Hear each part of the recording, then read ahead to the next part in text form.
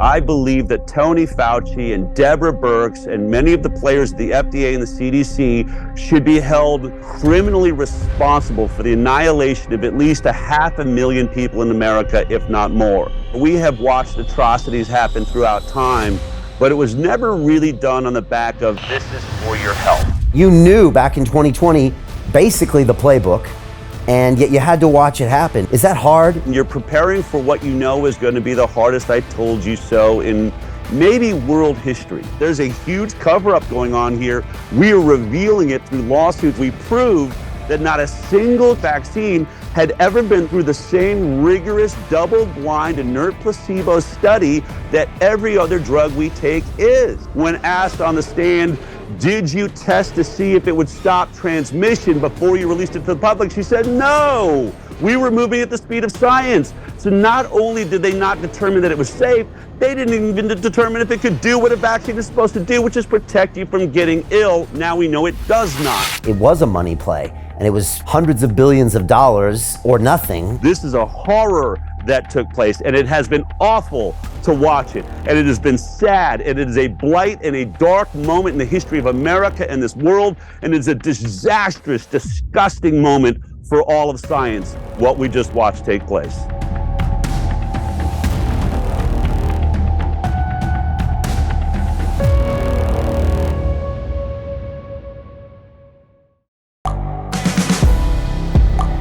The world is changing. Inspiration is everywhere. It has never been so easy to connect, share, and bring people together. We're learning from others and finding the best in ourselves. Challenging our beliefs. Sharing our vulnerability. Overcoming our fears. Transforming ourselves so we can transform the world. How far can we go? This is London Real. I am Brian Rose. My guest today is...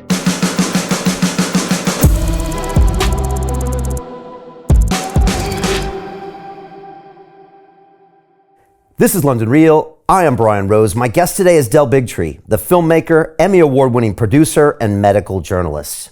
You are the founder and host of The Highwire, which has become one of the fastest growing health news talk shows with over 100 million views to date. You're also the CEO of the nonprofit Informed Consent Action Network, which leads worldwide investigations into drug and vaccine fraud, resulting in successful lawsuits against many U.S. government agencies. You are regarded as one of the world's preeminent voices of the vaccine risk awareness movement, and your mission is to expose the fraud, lies, and conflicts of interest that have allowed Big Pharma to evade standardizing safety testing for vaccines. You recently starred in the documentary Plandemic, The Great Awakening, which was streamed live on your platform to millions of viewers worldwide. You ultimately believe that the pharmaceutical industry is now an existential threat to the future of humanity. Del, welcome back to London Real.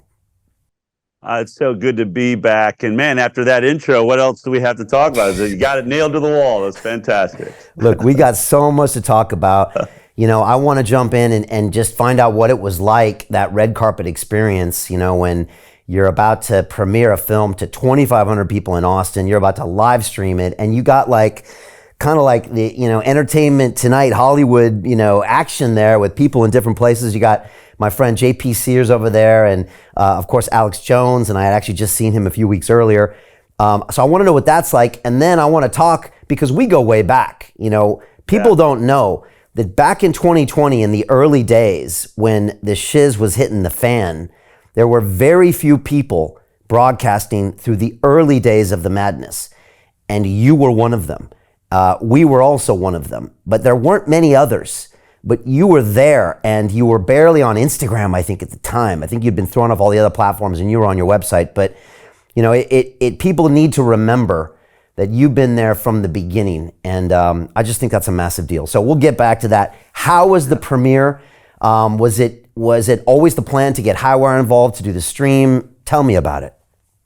Yeah, Mickey Willis, who made The Great Awakening, came to me about a half a year ago or so, and said that he was, would like to use the Highwire and our platform to premiere his new film when it was finished.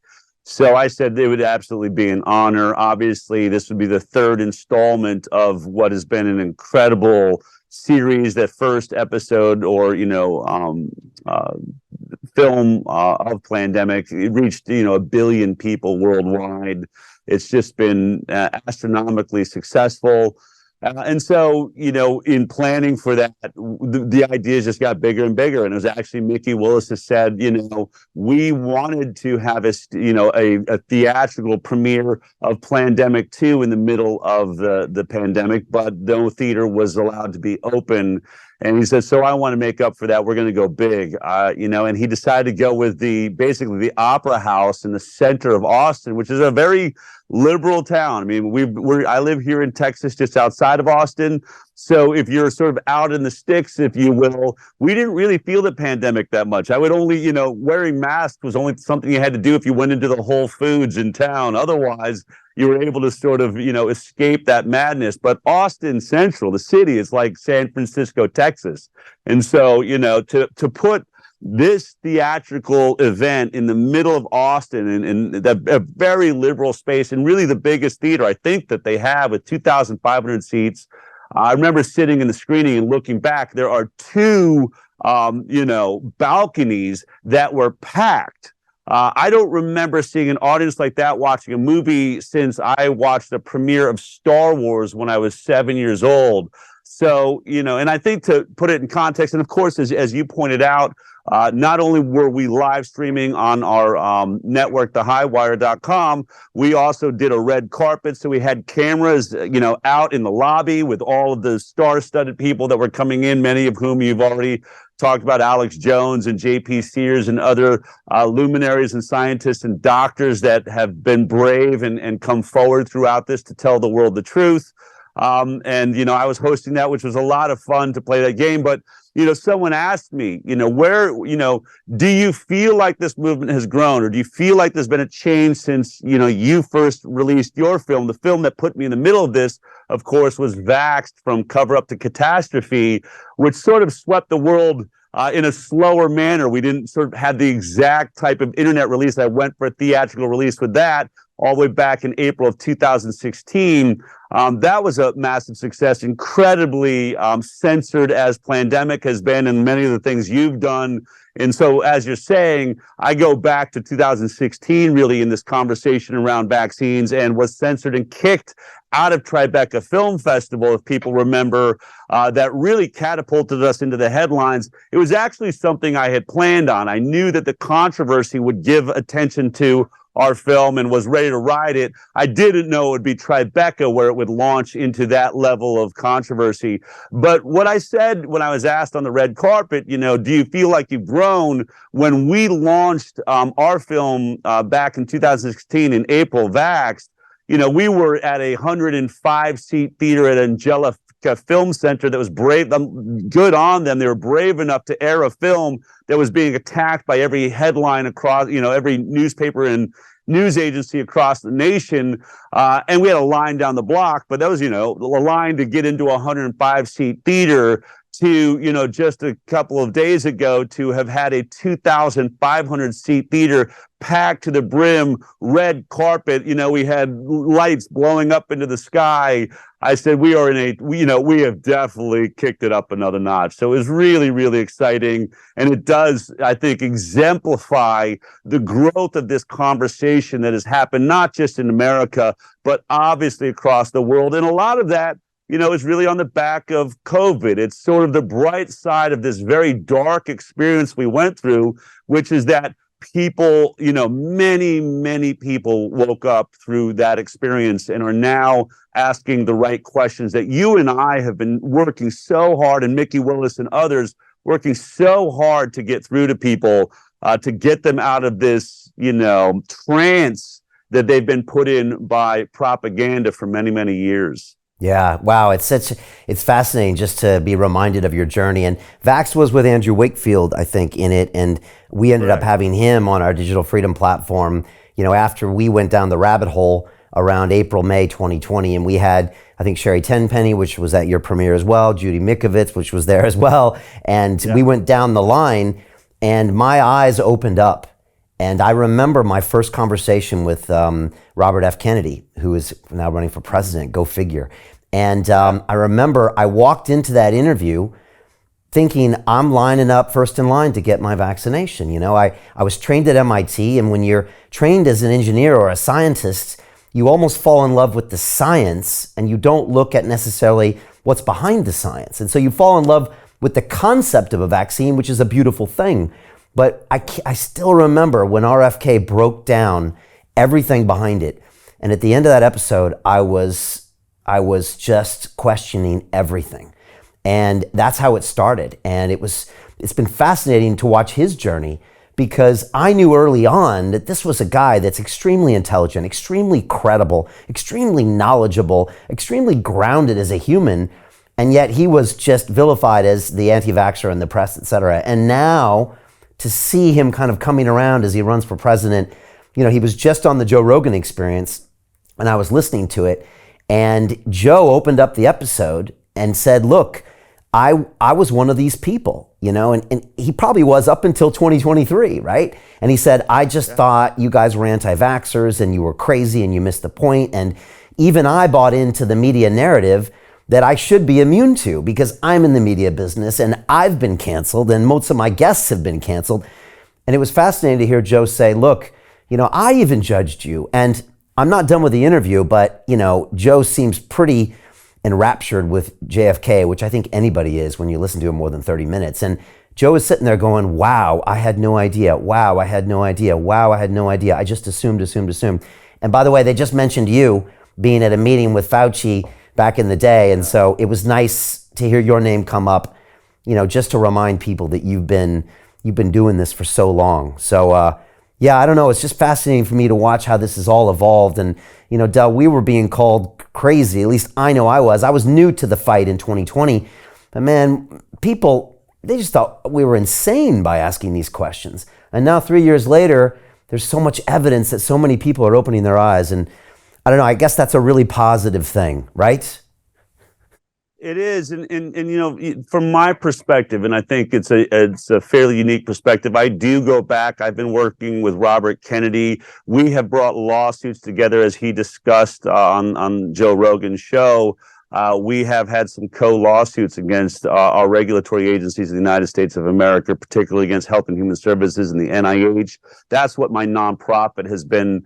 You know, I would say we're the most successful nonprofit at bringing litigation against the government of the United States, at least when it comes to you know, health issues, especially around the vaccines. We have won lawsuits against the FDA, the NIH, CDC, Health and Human Services, which is the only way you can really reveal the things that Robert Kennedy Jr. is talking about now publicly.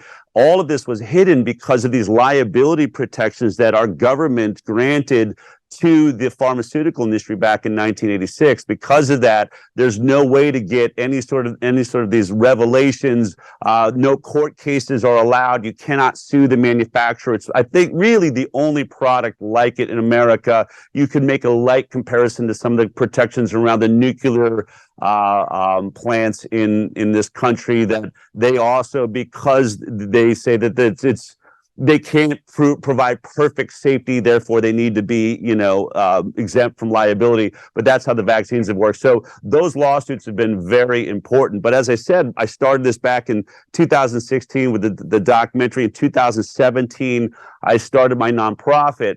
And so, yes, I think what COVID provided is we were winning these lawsuits. It's why I started my show, The Highwire. Was I had this attorney, Aaron Siri, who is the best in the business. RFK brought him up on Joe's show. Also, he's strictly our attorney for the Informed Consent Action Network. He doesn't work with anyone else in this space. But those lawsuits were really bringing a lot of revelations, but we couldn't get any attention on any of the mainstream media sources saying, wait a minute, there's a huge cover-up going on here. We are revealing it through lawsuits with the government, but none of you guys will cover it. We realize and recognize that's because the televisions are being, mostly funded by the pharmaceutical industry itself. 60 to 70% of most advertising, which is who pays the salaries of all your news agencies and anchors, they're the boss. And so stories like ours were not being put out on the media. So we decided we have to develop our own media channel so that we can show the world what we're discovering through these lawsuits. And so that's what we did. When COVID came along, now you have to understand, we already knew how the game was played. We had won, dozens of lawsuits now in this space. We were starting to win lawsuits, in state legislatures and things like that. But what we knew was people didn't realize that these products were not being properly tested for safety. This is what we proved. We proved that not a single childhood vaccine had ever been through the same rigorous, double-blind, inert placebo study that every other drug we take is.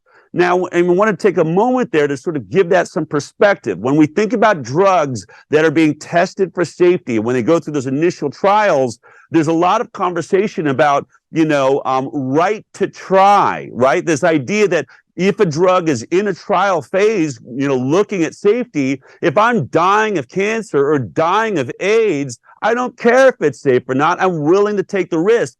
Our regulatory agencies had such a white knuckle grip on the need for something to be safe that they haven't allowed those drugs to be used while they're in a trial phase, right? They say, we don't care that you're dying of cancer. So many millions of people probably through the years have died waiting for a drug to get through trials to prove that it's safe, which seems ridiculous. Now, on the other hand, vaccines that are not for people that are dying, but for perfectly healthy people. So now you would think safety would be more important. Why give a product to someone that could injure them? Certainly you should be making sure they're safe. They have no regulations that are forcing proper safety trials. So it's this incredibly bizarre hypocrisy where sick people can't get a drug that they want to try, but perfectly healthy people will be taking a product that never went through a proper safety trial. And that's what we discovered. So when COVID came along and Donald Trump came forward and said, we're going to warp speed this vaccine to the public, in our minds at the Highwire, I said, get ready, folks. Now the world is about to see right before their own eyes the magic trick that we've been watching. They're going to watch a rushed process with no proper placebo trials rushed out to the public, and it's going to scare the hell out of them. They're going to finally see how every vaccine's been made, manufactured, and put out to the public. And sure enough, that's all that happened. And so what's interesting is you have this huge pushback. In America, 30% of people did not, rejected taking it. I would say another probably 30 to 50% of those that got the vaccine only got it under duress because they were being threatened that they would lose their job or some other part of their life that they thought was protected by the Constitution of the United States of America.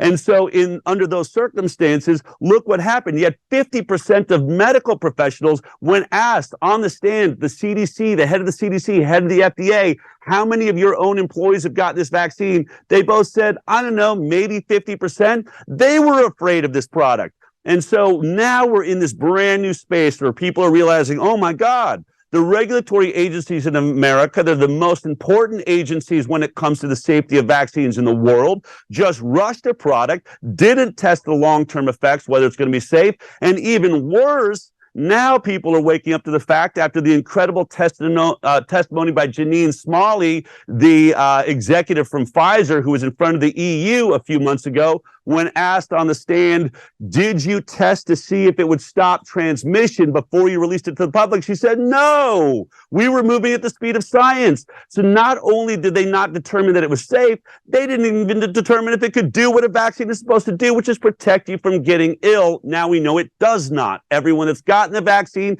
has caught the virus at least 2 or 3 times, even after 3, 4, 5 boosters. So now people are like, wait a minute, what is going on? You know what's going on? The same thing that is going on with every other vaccine. The only difference is that children that were losing the ability to talk, losing the ability to walk, dying after vaccines, the parents were the only ones that had to witness it. They weren't medical professionals. And so the establishment was able to say, that's crazy. It had nothing to do with the vaccine. But now adults are getting sick. Adults are having heart attacks. Adults are having strokes right after the vaccine. Healthy people are able to say, I was healthy moments before I got this vaccine, and now my life has been destroyed. That's the only difference, is now adults are making the claim of vaccine injury, when prior to this moment, it was mostly children, and they were all written off. Well, now the world has stopped writing this problem off, and now we have some serious work to do. So in that sense, it's a good result.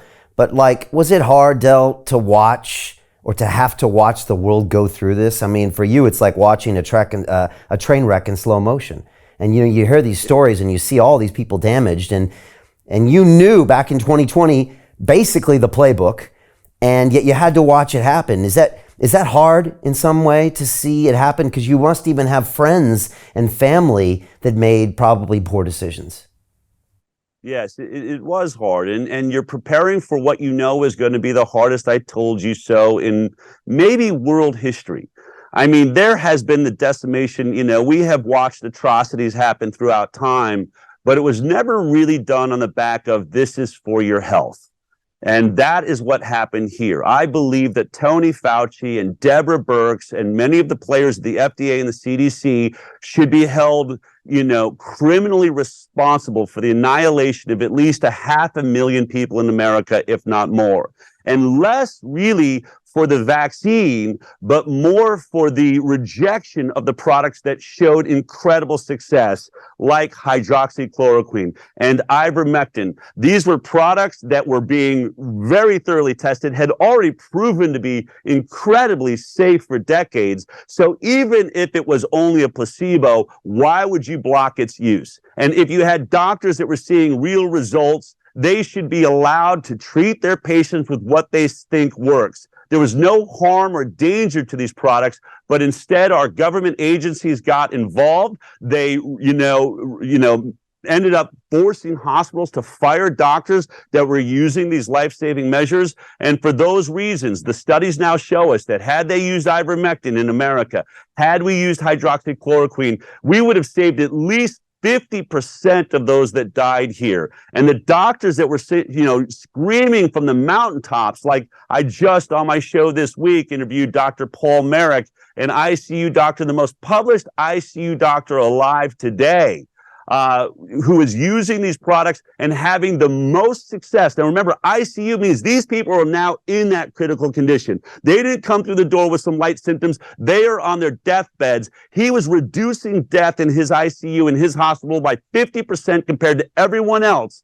And still his hospital came out against him, told him, you must stop using the protocols you're using. And in an incredibly passionate and emotional testimony in the Ron Johnson hearings, he said, I was forced to have my hands tied behind my back and watch my patients die right before my eyes. They were killed by the hospital system. There is a retribution that I and others will be seeking. I will not go to bed at the end of my life if I have not done all I can to try and put these people on trial. This is a horror that took place, and it has been awful to watch it. And it has been sad, and it is a blight and a dark moment in the history of America and this world, and it's a disastrous, disgusting moment for all of science, what we just watched take place. And we pretty much now know that the reason those simple, cost-effective, proven drugs weren't being used is because if they were shown to be effective, then there would be no way they could roll out this vaccine at massive scale. And it was ultimately it was a money play. And it was, hundreds of billions of dollars or nothing. And that's why it happened effectively, right? And so that all comes really from the top at the end of the day, and the money makes it happen. And does everyone now know and admit that is what happened? Or are there a lot of people out there still in denial, still unaware of why the witch hunt was for ivermectin and hydroxychloroquine? I was sitting right behind a woman in a seat in front of me on an airplane 3 days ago, and out of just randomly, she was ranting to the person next to her how she had gotten her 5th vaccine, couldn't imagine why anybody would deny the COVID vaccine. hates anti-vaxxers, can't believe how awful they are in this society. And did you hear that the lead anti-vaxxer, Robert F. Kennedy Jr., is running for president? The guy sitting next to her, I'm not even sure he was with her. She was so rabid about it. I think he was just trying to placate her. And I was just thinking, man, I missed the wrong seat by about 14 inches. I would have loved for this woman to be stuck next to me for an entire flight. I would have blown her mind as I heard her espousing how these anti-vaxxers have no evidence of science. They're anti-science, and, they just need to look at the truth. And I would have loved to said, really, why don't you point out a single study that backs up your point? Because I'm about to open up my laptop. I am a specialist on this, and I will start showing you every study to prove that you're wrong. She would have been stuck. And that's what Rogan pointed out, right? What he said is, I thought science, I just assumed because I was listening to these experts saying the science existed, that the science exists. And that's what's happened. These people have been brainwashed to believe that statements by experts means there's real science behind it. They've never seen it. They couldn't point to it. And we have just come through an amazing time in history, especially in a modern age where the mantra was smart people listen to experts, stupid people do their own research. That is how they've gotten away with this for decades, and that mantra, luckily, is starting to fall apart. Yeah, but slowly. I don't think we've gotten through to everybody. The woman in front of me, she has some work to do.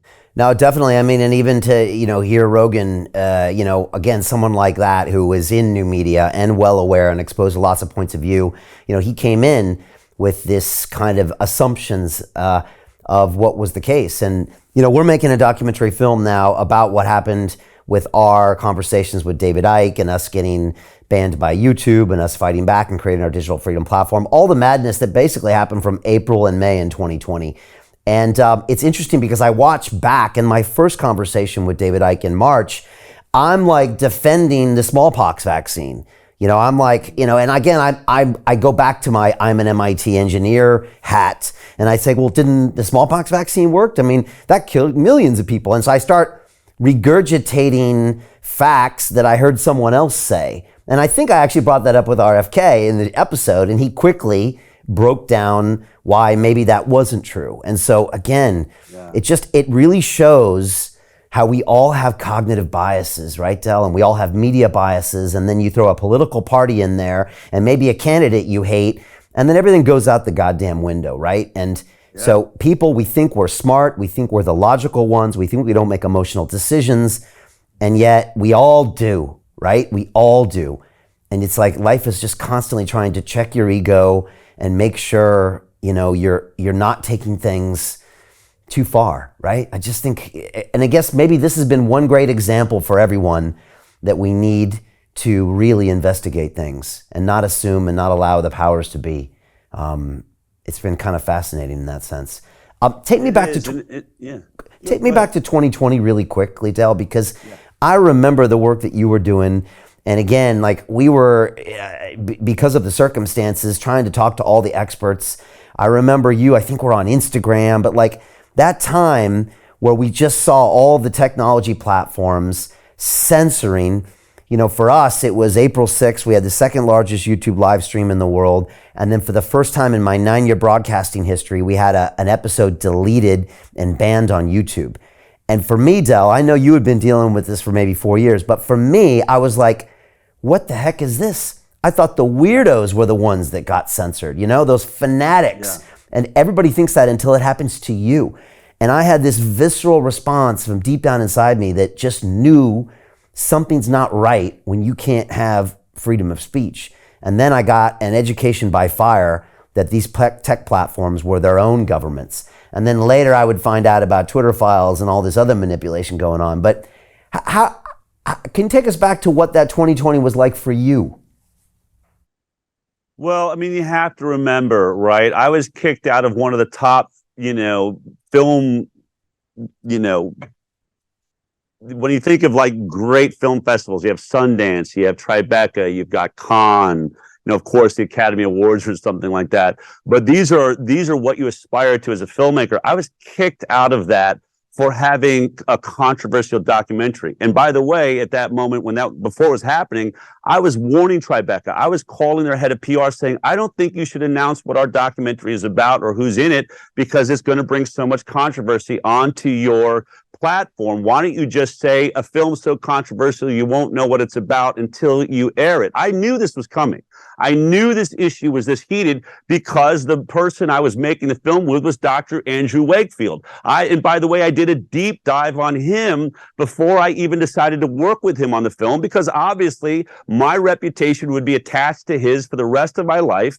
So I had to look into his story, and my investigation of his story proved that one of the great frauds of all times was the removal of his license, and the reason they said it was removed. This was a guy that never made an outrageous claim. In fact, everyone thinks that the famous Lancet paper, and I know I'm going back in the weeds, but this is the heart of where this is all at, back in the early 1990s, when Andy Wakefield first says, look, I have just done a study where we have 12 parents with children with autism, and each one of them, everyone in our interview said, my child's autism started right after the MMR vaccine.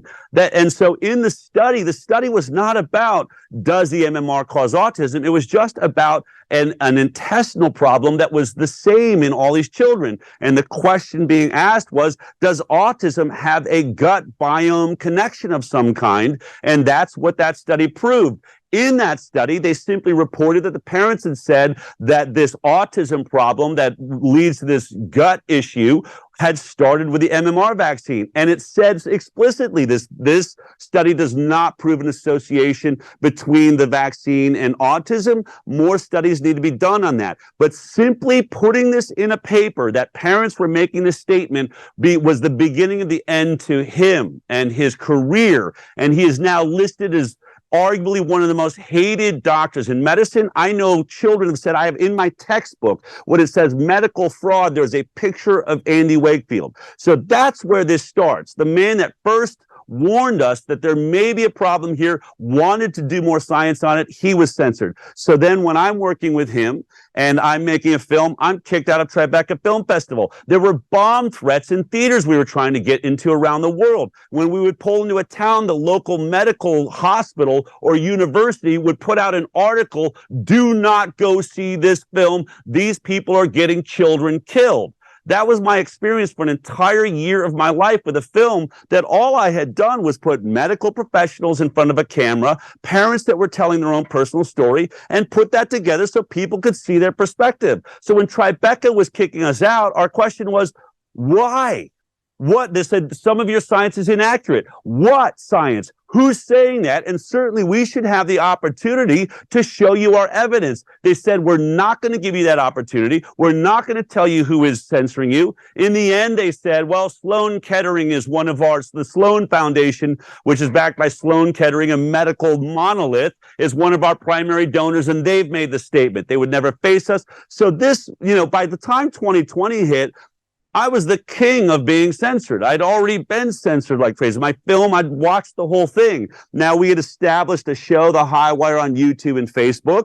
We were starting to put these, and we'd already had a few of our episodes had already been canceled and erased even before COVID hit. So we knew we were in a dicey space once COVID came along. But you have to imagine, I mean, this is like, you're the one person on a field left, and you're the kicker, and the guy's just running right at you. Like, aren't you going to try to go around me? I mean, they ran right into us. We tackled this thing and hit it to the ground because we knew their entire play. We knew the whole game. So we were able to immediately jump on this story. And of course, very early on, they wiped out our Facebook, wiped out our YouTube, took it away permanently at the time. I think we just got our YouTube back. If I'm correct, we're being very careful with that. But the point being, at least I built an audience big enough at that point where I just started saying, I think it's imminent. We're going to lose YouTube. If you're watching this on YouTube, please know we'll be at www.thehighwire.com.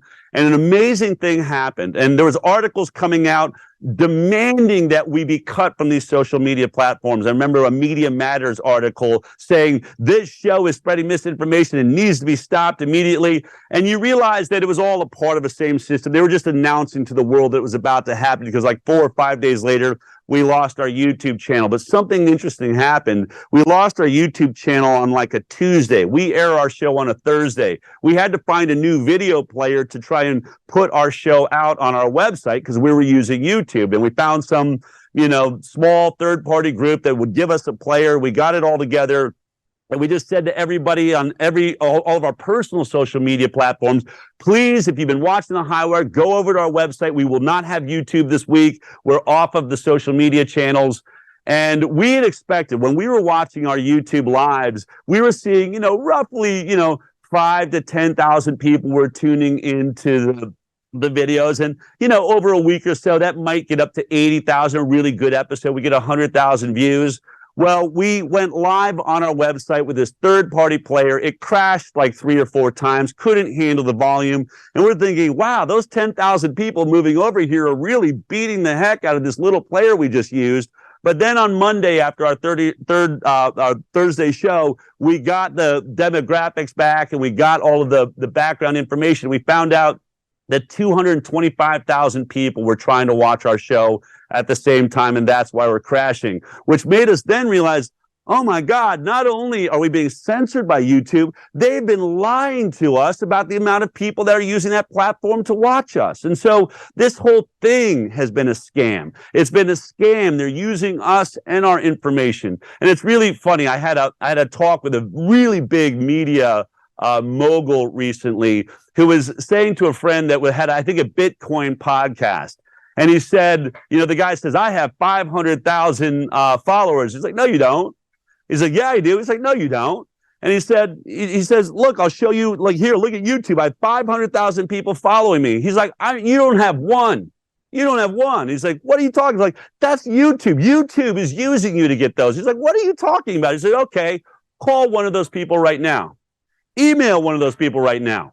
Reach out to them directly. And the guy said, oh, I see your point. You see, we get all these thumbs up and everything. We feel like we're like connected, and you know this. And this is where you've been brilliant. You've been directly interacting with your people, as we all have to. And we need to have email contacts. We may all be cut off of this Death Star called the internet at some moment. If we don't have people's emails, I'll email you the damn show that we're doing if we have to. And this is where people need to step up, right? We need them to commit at that level. At least sign on to my newsletter so I can be in direct contact with you, because censorship is real. These agencies have been working against us from the beginning, and now our government is infiltrating these private companies and taking it even further. This is where the people have got to get smart. It's coming at us in so many different directions. Yeah, and look, so much we could talk about when it comes to the nuances of technology censorship. We struggled as soon as we got that one video deleted off YouTube. We started sequentially seeing all of our tech accounts closed. It was wild. I mean, to see PayPal suspend over $100,000, then Dropbox to shut us down. And I was like, oh, if Dropbox shuts us down, that means you're actually watching the content on the hard drive you're providing. I was like, didn't know you were doing that. And then LinkedIn killed us. Like, we were getting systematically taken off these platforms, and people forget there's no Rumble back then. There's no other alternatives back then. And so that's happening. And, then later, of course, we find out via Twitter files, because at the time you think, I'm just paranoid. I'm not a conspiracy theorist. So there's no way this is all happening in a coordinated effort. And then later you read the Twitter files and you're like, oh, there were actually a lot of people in government that were going systematically to try to shut these voices down. And so it's just fascinating to look in retrospect. Like I said, we're making a film all about this just to kind of show what was going on in our heads. And then for people like you and us, we create our own platform, which then brings its own problems. And like you said, third-party players. For me, what I really wanted to do, and now that I look at it in retrospect, I wanted to stick it to the man. I wanted to say, oh yeah, I can't live stream. Well, I'm gonna live stream. And so for us, 4 weeks later, We had Ike back in the studio, which again, to get someone in a London studio at the time was challenging because we were locked down. And then to stream it live was going to cost 6 figures. And then to get a provider to actually go through with it once they found out who you were, let alone everybody was at home freaked out and scared. So there was nobody working. But we wanted to just pull it off, but there were so many challenges. And like you said, this is in what we call a Web 2 environment. Later, we went into the blockchain space where they call it Web 3. And with Web 3, as with Bitcoin, you see the flaws of the system that you never saw before. So like you say, Del, it's a great example. We had 2 million subscribers at the time on YouTube. And I always tell my students in my academies, I'm like, you know how many email addresses I have from those? And they all look at me strange. And I'm like, yeah, 0. And so they're actually not mine, especially when they deplatform you, they're not yours. Not only that, Del, I had 9 years of my life, 10,000 videos that was all going to be taken away from me. My digital identity that you could argue I technically probably should own. And so you get into all these things, and guess what it does? It really ties into the Plandemic movie, because you realize that without digital property rights, just like without property rights in America, you don't have freedom. Without owning property, you don't have freedom. And without owning your digital property, you don't have freedom of speech. And so it's funny how it all ties in full circle, to what we see. And I don't know, man, I feel a kindred spirit with you, Del, because I know that you guys, you were doing that way before us. You did it to an extreme level, but we went through that at the same time. And, you never wavered. You always were going strong. You were always doubling down. Feels like you're always looking towards the end game. How was that like emotionally during that time? Are you a guy that's just always able to deal with it? Or were there ups and downs in 20 and 21 and even in 22?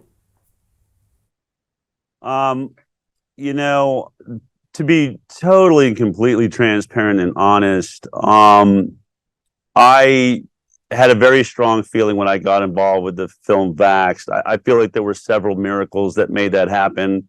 I've told the story many times, and it's probably too long to talk about here.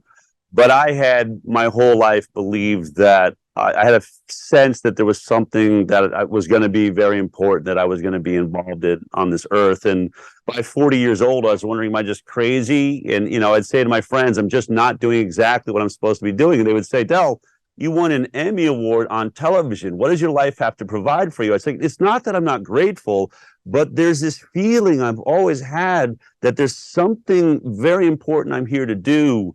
And the moment I came in contact with Andy Wakefield and he sat me down, he'd already been working on that documentary for, over a year.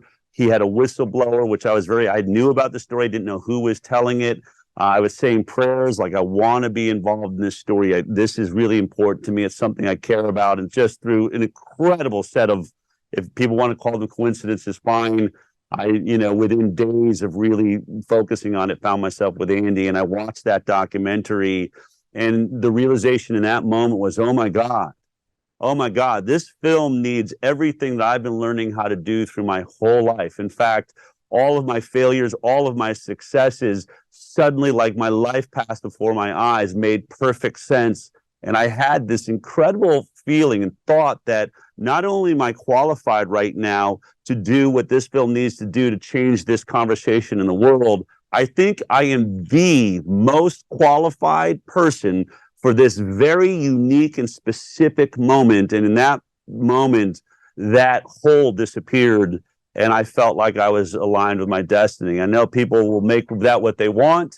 But once you connect on that level, you're fearless. I believe that we are all being guided by a greater intelligence. And I have to believe, if the universe is honorable, that all of us have a destiny. And I pray that everyone gets to experience the life as I now experience it, which is fully connected into source and working from that. I don't feel like I'm as cerebral now as I used to be about the future. When you say, where are you going? And you're really ahead of the game. The truth is I live more in the moment now than I ever have, because I realize that if I'm going to win, if I'm going to be right, if I'm going to be correct all the time, then I need greater than my own intelligence. And so I'm lucky my parents taught me to meditate at a very young age. I think it's important for everybody to be able to slow down their mind, get the chatter out, and really let, divine intuition and thought guide them. To continue watching the rest of the episode for free, visit our website londonreal.tv or click the link in the description below.